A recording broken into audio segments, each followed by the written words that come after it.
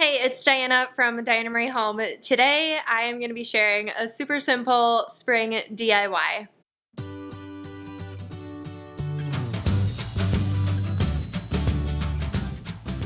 Before I start the DIY, I'm going to grab a coffee. I've been making this like at-home iced coffee and it's been so good. I always like when I'm like watching a video and people share what they're drinking and like how to make it. This is kind of like a sped up version of the TikTok coffee.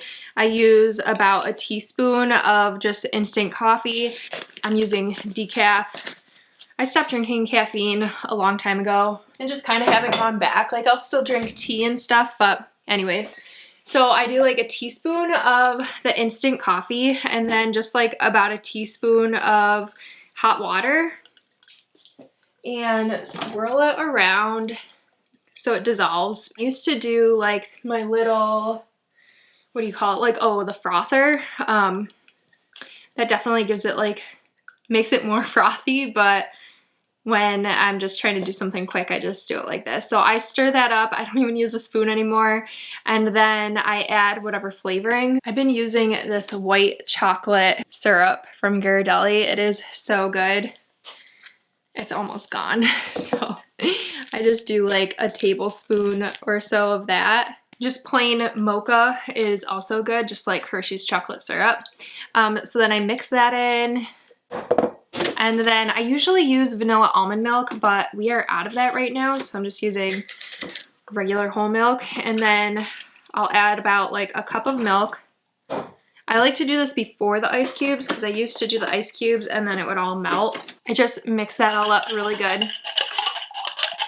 And then I add ice to fill it to the top.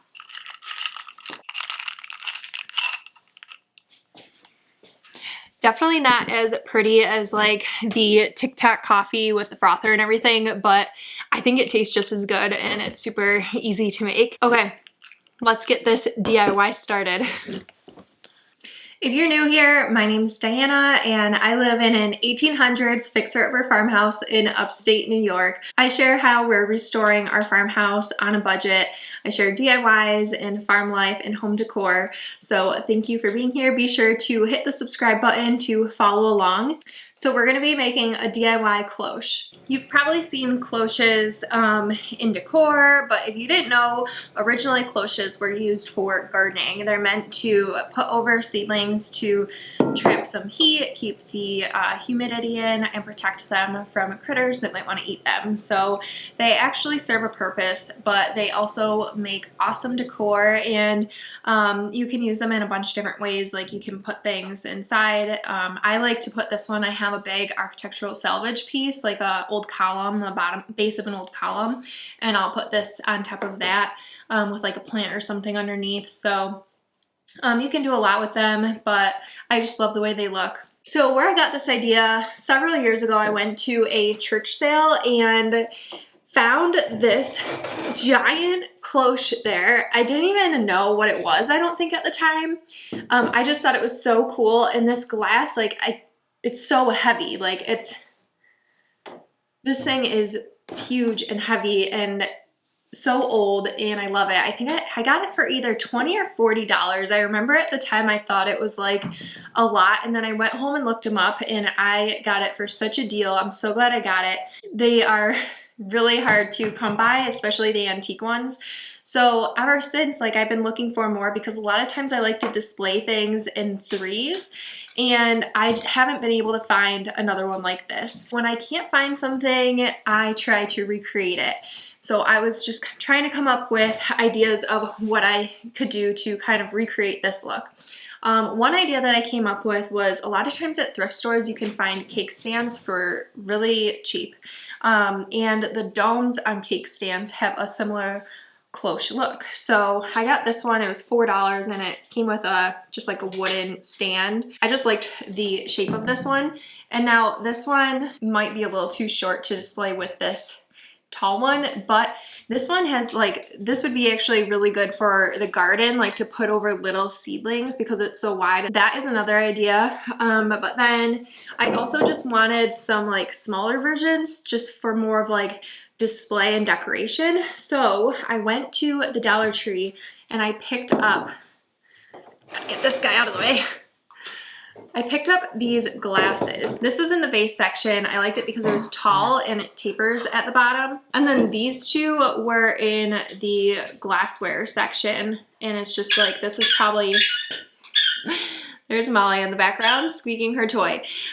Lily actually went outside. If you've been following along with my videos, Molly and Lily are always joining and being very disruptive. Molly just needs some attention. So Molly and Lily is our bottle baby goat, are always in the background of my videos, but Lily actually went out. She now lives with the other goats and sheep and our livestock guardian dogs. So it's just Molly being trouble today. These two were in the glassware section and I just like the different shapes and I thought the three of these together would look good. Then I went to the hardware store. I went to the thrift store looking for glass doorknobs first, or glass hardware. My thrift store didn't have any, but I would definitely recommend looking at like a secondhand shop. I'll also link some on Amazon, but I just found these at a local hardware store and they're just glass knobs like for a dresser or something. And so I'm just gonna use these to, on top of these glasses to make a DIY cloche. So for this project, you need some sort of vase or glass. Check your thrift store, Dollar Tree is where I got these. Even the back of your cupboards, you might have something already that you don't use and could repurpose. You also need knobs to glue onto the top of each container. So I have these glass knobs from my hardware store, but you know, you could be creative, you could use anything really. And then I'm gonna be using this E6000 glue to attach it. This project is gonna be so simple, but I think it's gonna be perfect for spring decor and I'm really excited to start decorating for spring. I'm gonna start with this smaller one. I should probably have paper towel down on the table. All right, so I'm just gonna apply a dab on the bottom of the knob. I don't wanna use too much, but I also wanna make sure there's enough because I don't want it to fall off. Okay, I just set it on. I always get so nervous doing things like that. It definitely overflowed out under the glass knob. I'll show you, but I don't care. It's clear. So that's an up close. This is not obviously dry yet. I just did that, but I'm just gonna leave it here to set. Before I did this, I forgot to mention, I did wash these glasses. I got the sticker off. I washed them really good, so the surfaces are clean and dry. I'll do this one up close so you can see it.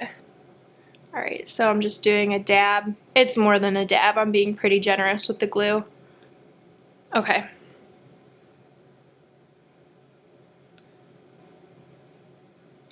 And then I just center it and put it right on top of the bottom of the jar. Make sure it's center, and then that's literally it. This is the last one.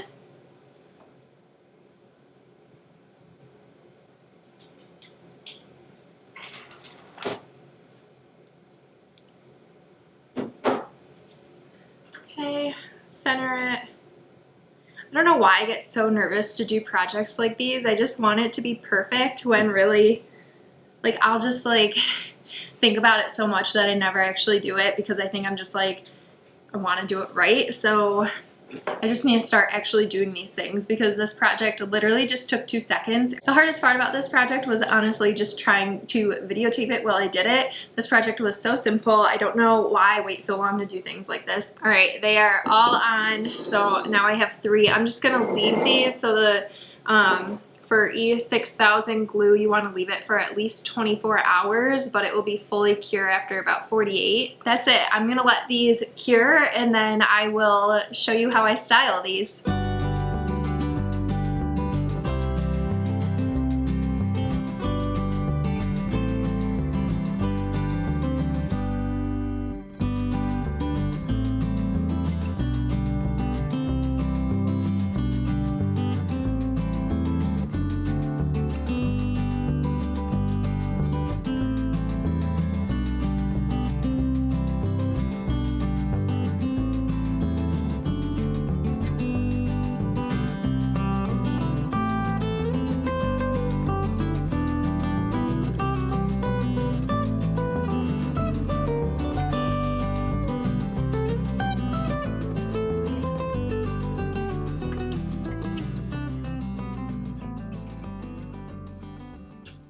Thanks so much for hanging out with me today and doing a super simple DIY. I hope that you found it inspiring or helpful.